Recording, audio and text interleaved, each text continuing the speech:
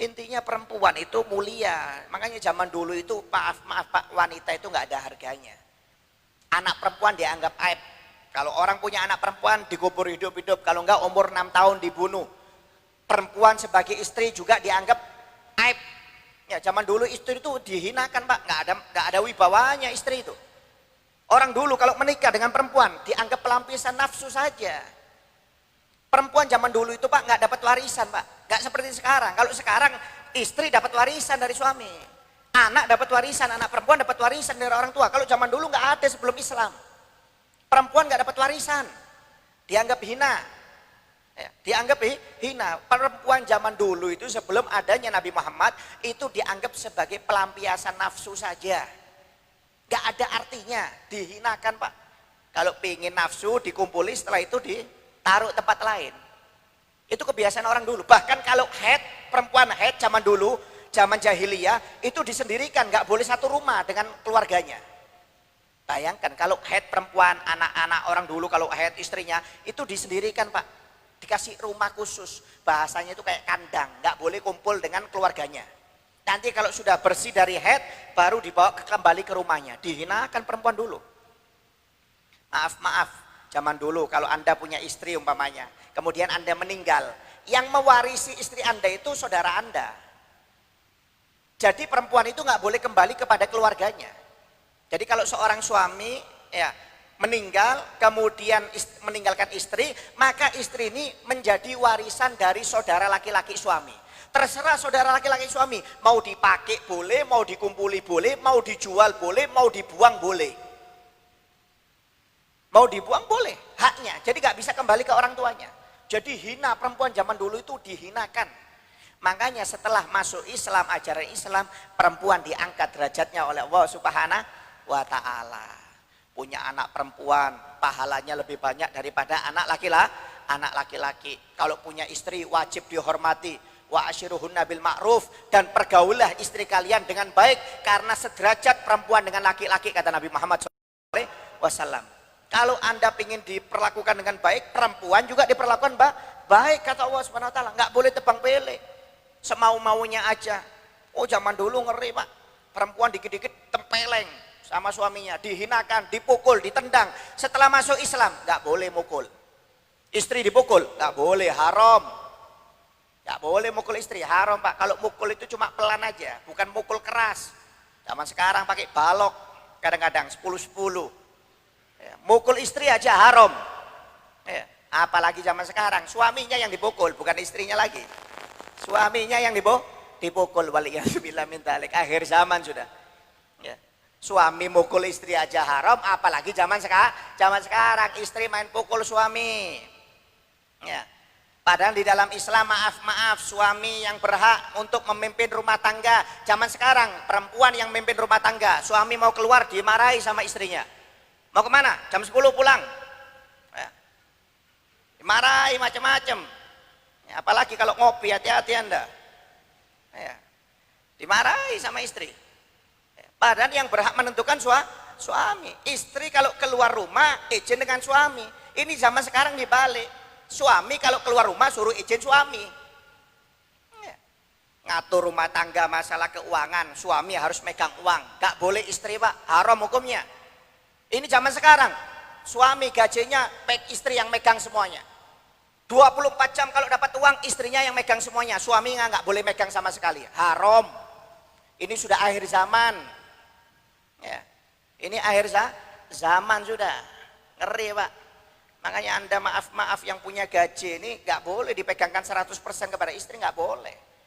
Cukup berapa biaya bulanan istri makan, hidup, itu yang Anda kasih, sisanya Anda pegang. Nggak boleh semuanya dikasihkan istri, dipegang istri. Suami kalau minta masih izin dulu sama istri, kadang-kadang ngasih orang tuanya izin dulu sama istri. Akhir zaman, waliyadzubillah min dzalik.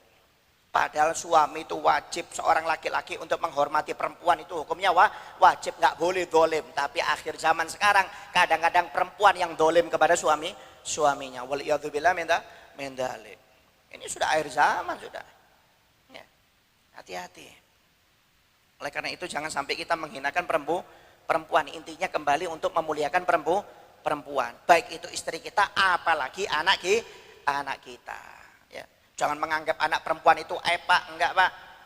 Anak perempuan itu luar biasa. Anda lihat anaknya Nabi Muhammad. Nabi Muhammad itu punya anak 7.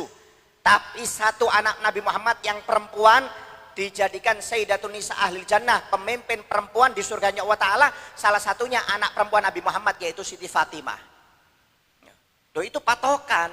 Kenapa kok bukan anak laki Nabi Muhammad yang dijadikan pemimpin laki-laki di surga? Kok malah anak perempuan Nabi? Itu menunjukkan tentang keistimewaan anak perempuan. Sampai-sampai maaf, kata Nabi Muhammad, seluruh anak nasabnya kembali kepada ayahnya. Kecuali anak cucu Fatimah, nasabnya kembali kepada aku, kata Nabi Muhammad SAW. Menunjukkan keistimewaan Siti Fatimah. Anda ini Pak atau saya, itu nasabnya kembali ke bapaknya, Fahmi bin Abdurrahman. Ya. Ahmad Syarifuddin bin Lukis, kembali ke ayahnya. Hanya Siti Fatimah saja. Anak cucu Siti Fatimah itu nasabnya kembali kepada Nabi Muhammad SAW. Siti Fatimah punya anak Hasan dan Husain. Hasan dan Husain binti Fatimah binti Nabi Muhammad SAW. Bukan kembali kepada Sayyidina Ali bin Abi Thalib. Kembalinya kepada Siti Fatimah. Kenapa? Menunjukkan keistimewaan seorang anak perempuan. Makanya kalau dikasih anak disyukuri, laki alhamdulillah, perempuan alhamdulillah, laki perempuan juga alhamdulillah. Yang penting jangan dilebih-lebihkan. Saya lebih cinta anak laki saya daripada perempuan. Jangan, kata Nabi Muhammad, karena kamu nggak tahu barokah anak itu dari mana. Kadang yang dari perempuan, kadang juga dari laki. Yang penting jangan dihinakan, kata Nabi Muhammad SAW. Nabi Muhammad aja Pak, maaf gak punya turunan Pak. Nabi Muhammad itu nggak punya turunan dari anak laki. Anak lakinya meninggal semuanya. Anak laki Nabi Muhammad itu meninggal semuanya Pak. Ya, tiga-tiganya meninggal. Qasim, Abdullah, Ibrahim semuanya meninggal. Meninggal kecil. Sampai orang-orang kafir Quraisy mengatakan Nabi Muhammad ini mandul. Nabi Muhammad ini mandul, nggak punya turunan. Karena orang turunan itu biasanya dari anak laki. Yang hidup malah anak Nabi Muhammad yang perempuan. Empat-empatnya hidup yang perempuan. Yang 3 laki-laki meninggal semuanya. Meninggal semuanya. Orang-orang kafir Quraisy mengatakan Nabi Muhammad mandul. Maka Allah Subhanahu wa taala mengeluarkan ayat Al-Qur'an, inna a'tainakal kautsar fasholli rabbika wanhar inna syani'aka wal abtar. Wahai Muhammad, yang mengatakan kamu mandul, dia yang mandul, gak punya anak, kata Allah Subhanahu wa taala. Yang menghina Nabi Muhammad mandul. Ya, tapi akhirnya apa? Allah memberi kekhususan kepada Nabi Muhammad lewat turunannya yang perempuan. Nasabnya anak cucu Siti Fatimah kembalinya kepada aku, kata Nabi Muhammad SAW. Ya. Ini menunjukkan keistimewaan anak perempuan. Makanya jangan tebang pilih Pak. Kalau Anda menghina orang umpamanya, wah nggak punya anak laki, nggak sempurna. Ibaratnya Anda menghina Nabi Muhammad SAW. Karena Nabi Muhammad nggak punya turunan laki. Berarti kalau Anda mengatakan, wah gak punya anak perempuan, gak punya anak laki, berarti belum istimewa. Berarti Anda kembali ke adatnya jahiliyah orang dahulu. Menghina, gak boleh. Anak laki semuanya itu adalah pemberian dari Allah Subhanahu wa ta'ala yang wajib kita syukuri. Yang penting dididik. Punya anak laki didik yang baik supaya jadi anak yang soleh. Punya anak perempuan dididik supaya jadi anak yang soleha. Kadang-kadang membanggakan anaknya, saya punya anak laki banyak, tapi semuanya bodoh. Semuanya nggak nurut dengan orang tuanya. Apa yang mau dibanggakan Pak? Apa yang mau dibanggakan? Nggak ada. Kalau buat bangga-banggaan jangan ikuti orang jahiliyah dahulu waliyadzubillah min dzalik. Ya. Intinya pokoknya kata Nabi Muhammad, anak adalah karunia terbaik dari Allah Subhanahu wa taala, nikmat yang baik dari Allah Subhanahu wa taala yang wajib kita syukuri. Punya anak laki syukur, punya anak perempuan syukur, jangan sampai membandingkan anak laki dengan perempuan. Bahkan kalau di dalam hadis, anak perempuan itu lebih istimewa daripada anak laki. Kenapa Nabi Muhammad mengeluarkan seperti itu sabdanya, perintah dari Allah? Karena untuk menghapus adat-adat atau pemikiran orang-orang jahiliyah dulu. Ya.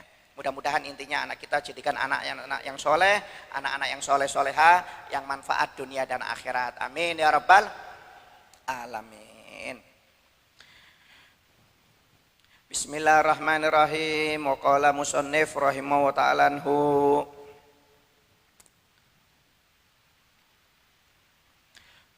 Babul arkanis shalah.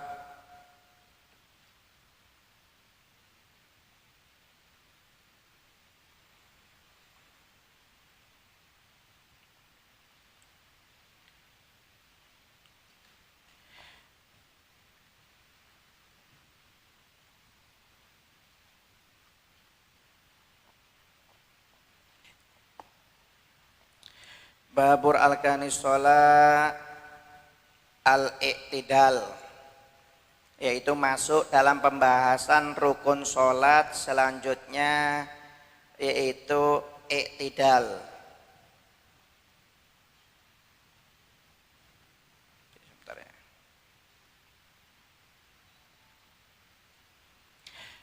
I'tidal, apa itu i'tidal?